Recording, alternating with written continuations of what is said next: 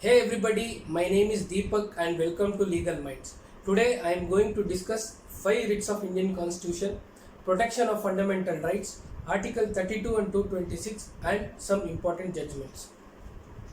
So as we all know, Part 3 of our Constitution, Articles 12 to 35 guarantees certain fundamental rights to its citizen. And also Part 3 of our Constitution, which is fundamental rights, is also has been declared as basic structure of our Constitution in Keswananda Bharati case. And also one more very important factor about our fundamental rights is the Part 3 is one of the most detailed provisions of fundamental rights contained in any constitution in entire world. So when it comes to protection of fundamental rights, imagine there are certain rights which have been guaranteed under Part 3 of our Constitution from Article 12 to 35, but there is no guarantee or there is no assurance that these fundamental rights will be protected. Will it be useful? No, right? That's the reason the makers of our Constitution included certain articles which will protect fundamental rights and enforce them. So, such articles are, the first one is Article 13, which talk about judicial review. These articles empower courts to review the acts passed by Parliament and they will test whether it is violating Part 3 of our Constitution. If so, such act will be declared as null and void. Next, Article 359. Article 359, which talks about emergency provision, it says fundamental rights enshrined under Part 3 of our Constitution cannot be curtailed, but the only exception is during the time of emergency.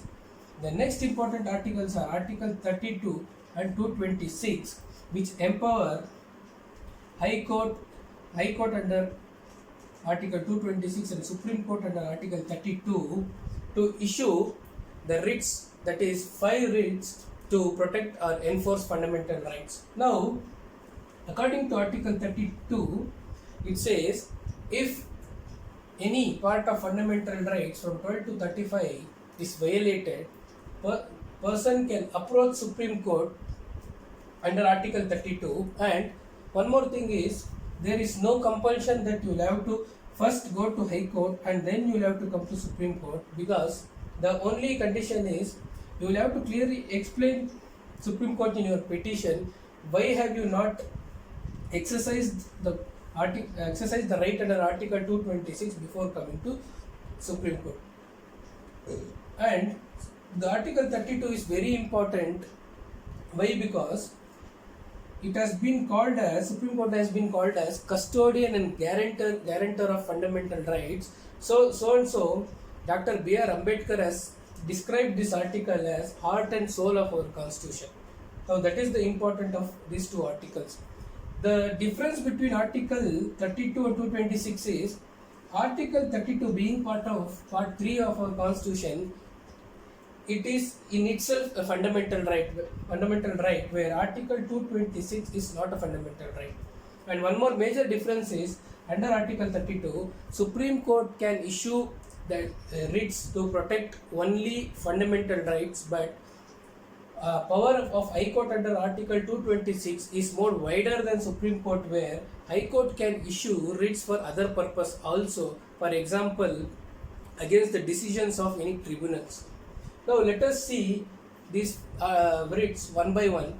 The first important writ is writ of habeas corpus. This is one of the most powerful and most used writ in our Constitution. It literally means to have the body, or also we can say to produce the body of. In this writ, what happens if any person is illegally detained by state or any authority, this person or his friends and relatives have right to approach Supreme Court or High Court and seek the writ of habeas corpus, where court will ask this state to produce this person before it, and it will record the reasons given by the state, and in opinion of Supreme Court or High Court, if such detention was unreasonable or arbitrary, this person will be released. Now, very important case when it comes to writ of habeas corpus is Rudil Shah versus State of Bihar. What happened in this case is this person completed his term of judicial custody, but he was detained 14 years more in such custody, and in this case the writ of habeas corpus was used and this person was released, and also exemplary damages were awarded by Supreme Court. Next, the very important writ, mandamus. Writ of mandamus literally means we command. So here what happens, it can be issued against any statutory or non-statutory authority or any authority having public function.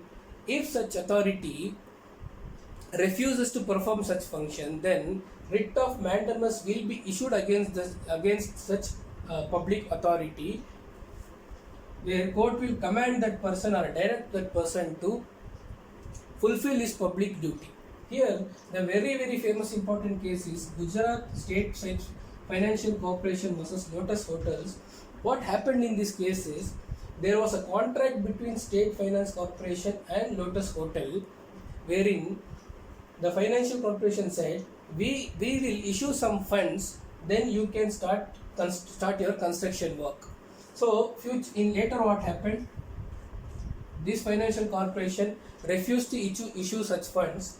Hence what happened is management of Lotus Hotels approached Gujarat High Court and seeking writ of mandamus, and court issued writ of mandamus against Gujarat State Financial Corporation and directed them to issue such funds as promised under contract, as it was their public duty to do so.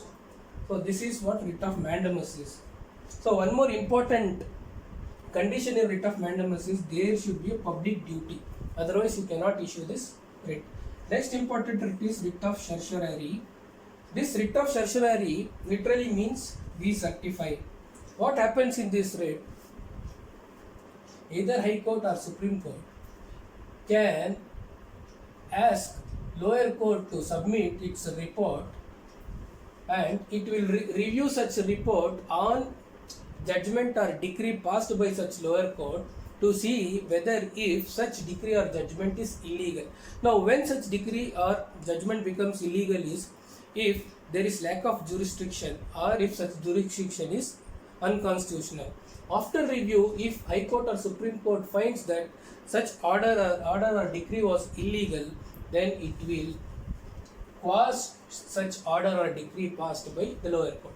In this, there are very two important judgments, that is Gulapalli Nageshwar Rao versus APSRTC and AK Karyapak versus Union of India. These two are very important case, and these questions appear even in competitive exams, wherein in both the cases court quashed the order passed by the lower courts. And fourth and very important writ is prohibition. Here, as you would have heard a saying called prevention is better than cure. We can say cure is writ of certiorari and prevention is writ of prohibition. Why? Because in certiorari, where judgment is already passed and there is some injury caused to a party by such judgment, then this acts as a cure. But in case of prohibition, it is applied only in pending cases and before announcement of judgment or decree, where there is apprehension that the judgment which will be passed by lower court will be illegal. In such case, the writ of prohibition will be issued by the High Court or Supreme Court against lower court. Next is writ of quo warranto. This is another important writ which literally means on what authority.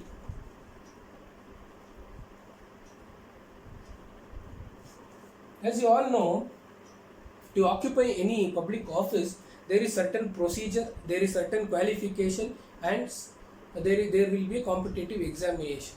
If any such person has occupied a public office without fulfilling any such criteria, in such case, court will ask the person, on what authority have you assumed this office, and if it finds his answer to be unreasonable, and also it is clear that such procedure has been not followed by appointing this officer, then the court will ask that person to vacate his office. So my friends, these are the 5 writs under our constitution. I hope this video was very useful to you. If so, please share this video and subscribe to my channel. Thank you.